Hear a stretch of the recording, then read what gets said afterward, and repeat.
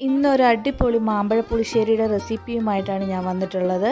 രേഷ്മാസ് കിച്ചൻ്റെ പുതിയ വീഡിയോയിലോട്ട് എവർക്കും സ്വാഗതം. നമുക്കിതെങ്ങനെ തയ്യാറാക്കാമെന്ന് നോക്കാം. അതിനായി ഞാനിവിടെ ഒരു വലിയ പഴുത്ത മാങ്ങ ഇതുപോലെ ചെറിയ കഷ്ണങ്ങളാക്കി നുറുക്കിയെടുത്തിട്ടുണ്ട്. ഇതിലേക്ക് 2 പച്ചമുളക്, കുറച്ച് കറിവേപ്പില എന്നിവ ചേർത്ത് കൊടുത്തിട്ടുണ്ട്. ഇനി ഇതിലേക്ക് ഒരു 1/4 ടീസ്പൂൺ മഞ്ഞൾപ്പൊടി, 1 ടീസ്പൂൺ മുളക് പൊടി, 1 ടീസ്പൂൺ ഉപ്പ് എന്നിവ ചേർത്ത് കൊടുത്ത് പാകത്തിന് വെള്ളം കൂടി ചേർത്ത് കൊടുക്കാം. ഞാനിവിടെ ഒരു 1/2 ഗ്ലാസ് വെള്ളമാണ് ചേർത്ത് കൊടുത്തിരിക്കുന്നത്. ഇനി ഇവ നന്നായി ഒന്ന് ഇളക്കിയെടുത്ത് നമുക്ക് അടച്ചു വെച്ച് നന്നായി ഒന്ന് വേവിച്ചെടുക്കാം. ഇവ നന്നായി ഒന്ന് വെന്ത് വരുന്ന സമയം കൊണ്ട് നമുക്ക് അരപ്പ് തയ്യാറാക്കാം.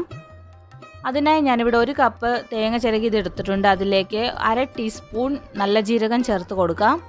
ഇനി അരയ്ക്കാൻ ആവശ്യത്തിനുള്ള വെള്ളം കൂടിയും ചേർത്ത് കൊടുക്കാം. നന്നായിട്ട് ഫൈനായിട്ട് അരച്ചെടുക്കാം. ഈ സമയം കൊണ്ട് നമ്മുടെ മാങ്ങയെല്ലാം നന്നായിട്ട് വെന്ത് വന്നിട്ടുണ്ട്. ഇനി ഇതിലേക്ക് നമ്മൾ അരച്ച് വെച്ച അരപ്പ് നമുക്ക് ചേർത്ത് കൊടുക്കാം. ഇവ നന്നായി ഒന്ന് ഇളക്കി കൊടുത്ത് മിക്സ് ചെയ്തതിന് ശേഷം നമുക്ക് നന്നായിട്ടൊന്ന് തിളപ്പിച്ചെടുക്കാം. കറി ഒന്ന് തിളച്ച് വരുന്ന സമയം കൊണ്ട് നമുക്കതിലേക്ക് ഒരു 1/4 ടീസ്പൂൺ ഉലുവാപ്പൊടിയും കൂടി ചേർത്ത് കൊടുക്കാം.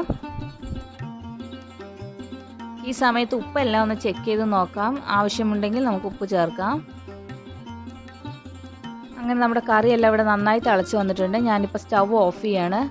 ആ തിളയൊന്ന് മാറിയതിന് ശേഷം ഞാൻ അതിലേക്ക് 1 കപ്പ് തൈര് ചേർത്ത് കൊടുക്കുന്നുണ്ട്. ഇനി നന്നായി ഒന്ന് ഇളക്കി യോജിപ്പിക്കാം.